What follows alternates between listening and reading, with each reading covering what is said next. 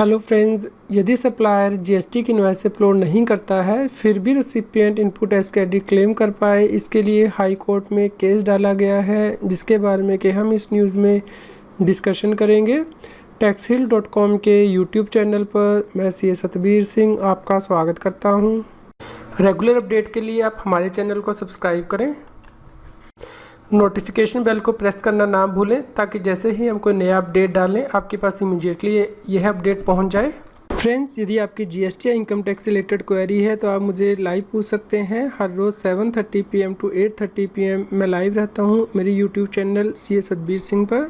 Friend, GST act के अंतर्गत rule 36 सब रूल 4 को चैलेंज करने के लिए हाई कोर्ट में पटिशन डाली गई है। इस रूल के अंतर्गत सप्लायर ने यदि जीएसटी की इनवॉइस अपलोड नहीं की है तो रिसिपिएंट इनपुट एज क्रेडिट नहीं क्लेम कर सकता था स्पेसिफाइड परसेंटेज से ज़्यादा। इस रूल को अल्ट्रा वायरस डिक्लेयर करने के लिए कोर्ट में ये रिट पिटीशन डाली गई है। फ्रेंड्स, यदि आप रूल 36 सब रूल 4 देखते हैं सीजीएसटी एक्ट में तो यह कहता है कि यदि सप्लायर के द्वारा इनवॉइस डब्बी नोट्स अपलोड नहीं किए गए हैं जीएसटी पोर्टल पर तो उस केस में रिसिपिएंट कितना इनपुट एज क्रेडिट क्लेम कर सकता है। फ्रेंड्स, इस केस में सप्लायर के द्वारा जो भी इनवॉइस अपलोड की गई हैं उसमें से जो एलिजिबल क्रेडिट उसका अवेलेबल है जीएसटी और 2A में उसके 10% अमाउंट तक ही वह इनपुट एज क्रेडिट क्लेम कर सकता था उन इनवॉइसेस के लिए जो कि सप्लायर ने अपलोड नहीं की हैं। फ्रेंड्स, फरवरी, मार्च, अप्रैल, मई, जून, जुलाई और अगस्त 2020 के लिए यह कंडीशन क्युमुलेटिवली देखी जाएगी जब व्यक्ति सितंबर मंथ के लिए जीएसटी या 3B को फाइल करेगा। फ्रेंड्स, यदि आप सेक्शन 38 देखते हैं सीजीएसटी एक्ट 2017 का तो वहाँ पे सब सेक्शन 1 दिया गया है जो कि यह बताता है कि इनवर्ट सप्लाई की डिटेल टैक्स पेयर को किस प्रकार फर्निश करनी है, यानी कि जो आउटवर्ड सप्लाई की डिटेल सप्लायर के द्वारा फर्निश की गई है उसे टैक्स पेयर को वेरीफाई करना है, वैलिडेट करना है, मॉडिफाई कर सकता है टैक्स पेयर या फिर डिलीट भी कर सकता है इस ताकि वह इनवर्ट सप्लाई की डिटेल जो है वो बना सके। इसके अलावा यदि सप्लायर के द्वारा इनवॉइस अपलोड नहीं की गई हैं या डेबिट या क्रेडिट नोट अपलोड नहीं किए गए हैं तो उस केस में भी टैक्स पेयर इन्हें इंक्लूड कर सकता है अपनी इनवर्ट सप्लाईज में। इस प्रकार फ्रेंड्स, ये कहा जा सकता है कि रूल 36 सब रूल 4 इस सेक्शन की वायलेशन है। इसके साथ ही फ्रेंड्स, आप सेक्शन 42 को रेफर कर सकते हैं जीएसटी एक्ट में जो कि यह बताता है कि इनपुट एज क्रेडिट को किस प्रकार मैच करना होता है, रिवर्स करना होता है, रिक्लेम करना होता है। यहाँ पे सब सेक्शन 3 दिया गया है जो कि यह कहता है where the input as credit claimed by recipient in respect of invert supply is in excess of the tax declared by the supplier for the same supply or the outward supply is not declared by the supplier in his valid return, the discrepancy shall be communicated to both the such persons in such manner as may be prescribed। यानी कि यदि supplier के द्वारा invoice upload नहीं की गई हैं तो उस केस में रेसिपिएंट को यह डिस्क्रिपेंसी कम्युनिकेट की जाएगी। इसके लिए रूल 71 दिया गया है सीजीएसटी रूल्स में।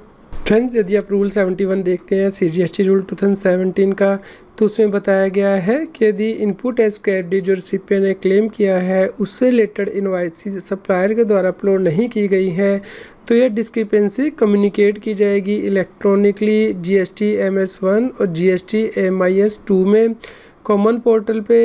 इसके लिए जिस महीने में ये मैचिंग की गई है उस महीने की लास्ट डेट तक ये कम्युनिकेट किया जाएगा।